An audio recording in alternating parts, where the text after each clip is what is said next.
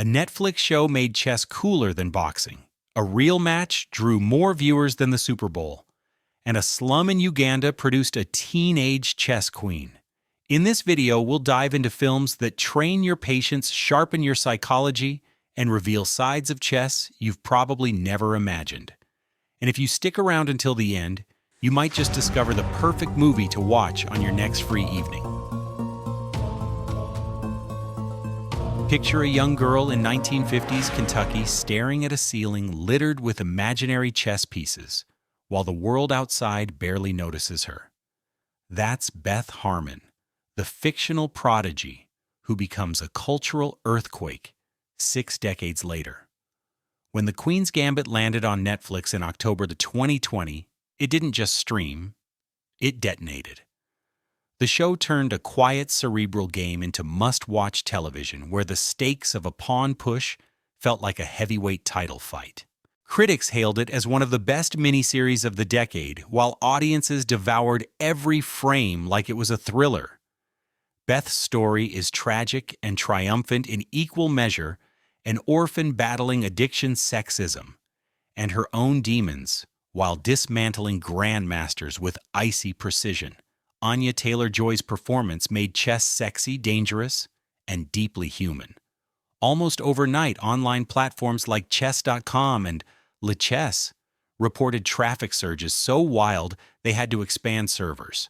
Sales of physical boards skyrocketed, and suddenly chess was on TikTok feeds and morning talk shows. With IMDb and Rotten Tomatoes both ranking it at the very top of chess-related works. The Queen's Gambit isn't just entertainment, it's the reason chess feels cool again.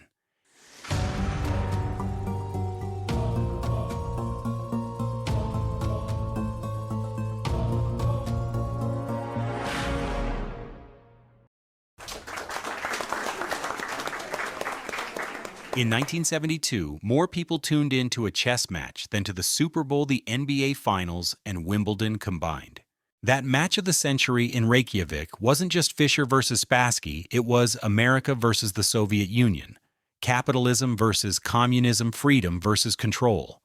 Pawn Sacrifice dives straight into that crucible, casting Tobey Maguire as a Bobby Fischer, who is both magnetic and deeply unstable. Every twitch, every burst of paranoia is amplified by the Cold War backdrop, making each move on the board feel like a diplomatic strike. The film excels not just as a sports drama, but as a time capsule of geopolitical tension played out in 64 squares. Critics praised its balance between historical accuracy and raw emotion, pointing to Maguire's performance as one of his boldest departures from Hollywood convention. The movie avoids glorification, instead showing Fischer's genius as inseparable from his self-destruction. That makes Pawn Sacrifice more than a biopic. It's a cautionary tale about obsession pressure and the thin line between brilliance and breakdown. Among modern chess films, it stands out as the most gripping dramatization of the Cold War era's strangest battlefield.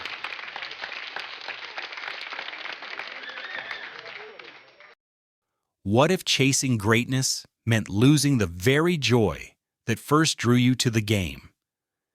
That's the question at the heart of Searching for Bobby Fischer, a 1993 Hollywood classic that remains a touchstone for chess lovers. The film tells the story of Josh Waitzkin, a real prodigy growing up in New York, whose rise is shadowed by constant comparisons to America's vanished icon, Bobby Fischer. Instead of glamorizing obsession, it highlights the tension between competitive ambition and living a balanced, compassionate life. Audiences connected with that human core, making it one of the most enduring chess dramas ever put to screen. What sets the movie apart is its refusal to glorify winning at all costs, a message that still resonates in classrooms and chess clubs today. Ben Kingsley delivers a masterful performance as a demanding coach, while Lawrence Fishburne provides the counterpoint as a streetwise mentor who values creativity and resilience. Together, they shape Josh's path, reminding us that genius is not only measured in trophies, but also in character. Decades later, it continues to spark discussion in the chess community about what it really means to succeed. I was different. I was always different. That simple confession from Magnus Carlsen opens a documentary that feels less like a sports chronicle and more like a character study. Magnus traces his journey from a socially awkward Norwegian child solving puzzles in silence to the world chess champion crowned in 2013. What makes it stand out is the intimacy, rare home footage, candid family moments, and the visible toll of pressure on someone barely out of his teens. It's not about glorifying victories. It's about watching the human behind the prodigy, vulnerable and extraordinary in equal measure. Critics praised the film for its humanity, noting how it captures both the intensity of competition and the quiet spaces in between. Viewers looking for endless tactical breakdowns might be surprised it's more about the boy who became the Mozart of chess than the mechanics of his brilliance. With a 7.1 rating on IMDb, it found solid ground as one of the best modern chess documentaries. For anyone curious about the man redefining chess in the 21st century, Magnus is a rare chance to peek behind the curtain. Genius without balance can be as destructive as it is dazzling, and Bobby Fischer embodies that contradiction better than almost anyone in modern history. HBO's Bobby Fischer Against the World, released in 2011, doesn't just chart his meteoric rise from Brooklyn prodigy to Cold War icon, it dissects the unraveling that followed. Using rare archival footage and interviews, the documentary digs beneath the surface of his triumphs to reveal paranoia, exile, and a mind at war with itself. It's haunting because it refuses to separate brilliance from fragility, showing how the same fire that created a world champion eventually consumed him. Critics hailed it as one of the most psychologically rich chess documentaries ever made, a portrait less about openings and endgames than about obsession and collapse. Instead of mythologizing Fischer, the film humanizes him, exposing the loneliness and volatility that fame couldn't mask. That honesty is what gives it power. It's not just the story of a champion, but a cautionary tale of how genius can tip into tragedy. Watching it, you're left with admiration, discomfort, and an uneasy question. Was Fischer's brilliance worth the price he paid? In 1997, the reigning world champion Garry Kasparov sat down in New York, not across from a human rival, but against IBM's Deep Blue supercomputer. What followed was 6 games that shook the sports world. Human intuition and creativity colliding with raw processing power measured in millions of calculations per second. Game Over Kasparov and the Machine turns that match into a tense psychological drama, exploring paranoia, suspicion, and the haunting question of whether the machine was secretly aided by human input. The tension is palpable, making every move feel like a clash between eras rather than just players. The documentary remains one of the most compelling explorations of chess ever filmed, precisely because it transcends the board and dives into something universal: man versus machine. Watching Kasparov, the greatest player of his generation, buckle under invisible pressure feels eerily prophetic in today's world dominated by AI. Critics have called it both controversial and visionary, a film that captured not only a historic loss, but also a cultural shift. 2 decades later, it still resonates as a warning shot about the future of competition, creativity, and control.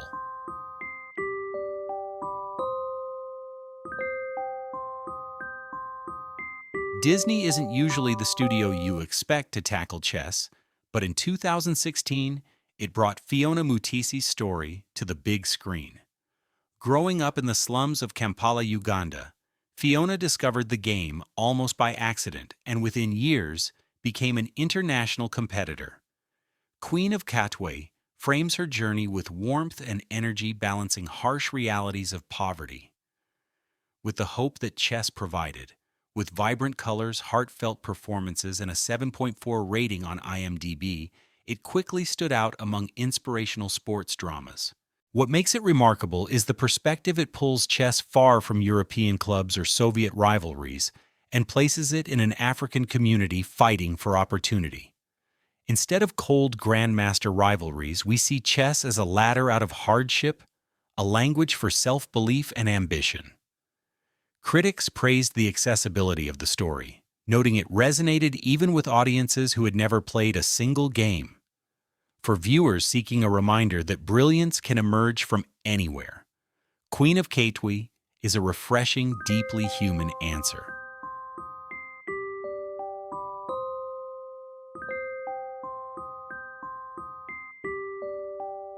Some chess movies are about titles and trophies, but The Dark Horse is about survival dignity and the fragile brilliance of a troubled mind.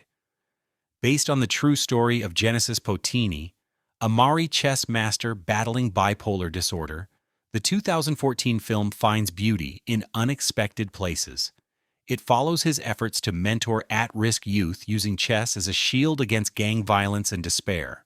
With stark realism and emotional depth, it transforms the 64 squares into a metaphor for order within chaos.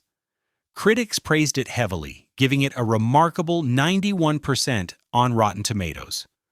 What makes the film unforgettable is its raw humanity. It doesn't romanticize genius, but instead shows how fragile people can still wield immense influence. Cliff Curtis's performance as Potini is mesmerizing, capturing both the manic energy of his illness and the quiet grace of his mentorship. Instead of a polished tournament hall, the battleground is a community center full of kids searching for hope. For many, it remains one of the most powerful chess films ever made, less about the game itself, and more about how the game saves lives. Some chess films lean into triumph. This one leans into tragedy. The Luzhin Defence, released in 2000, adapts Vladimir Nabokov's novel into a romantic yet haunting meditation on obsession. John Turturro plays Alexander Luzhin, a grandmaster whose genius is matched only by his crippling psychological struggles. Set against the elegance of an Italian chess tournament, the story blends love paranoia and collapse into something more operatic than competitive. It's less about victory on the board and more about the quiet devastation of a mind at war with itself. Though it never reached blockbuster status, critics praised the performances, particularly Turturro's fragile intensity and Emily Watson's compassionate counterbalance. The tone is steeped in melancholy, where every game feels like both a seduction and a breakdown. That mix of romance and tragedy has made it a cult favorite among viewers who appreciate psychological depth over spectacle. For those who want chess not as sport but as metaphor for love, madness, and mortality, the Luzhin Defence delivers a darkly beautiful experience.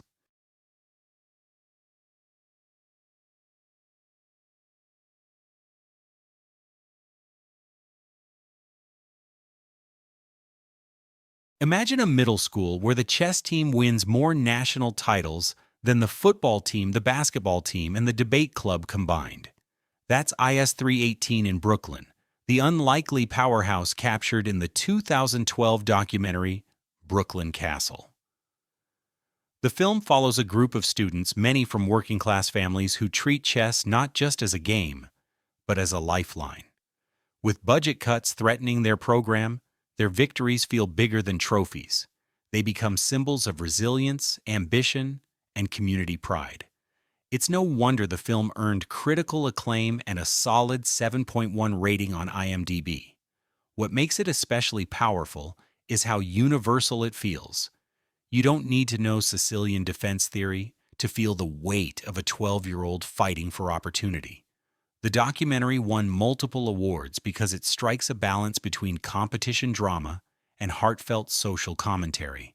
It proves chess can be more than intellectual sparring. It can be a tool for education, empowerment, and self-belief. Brooklyn Castle remains a rallying cry for the idea that schools shape champions not just of the game, but of life. So have you found the chess film you want to watch next? Or maybe there's a great one I missed that deserves a spot on this list? I'd love to hear your thoughts. So drop them in the comments and share your own favorites.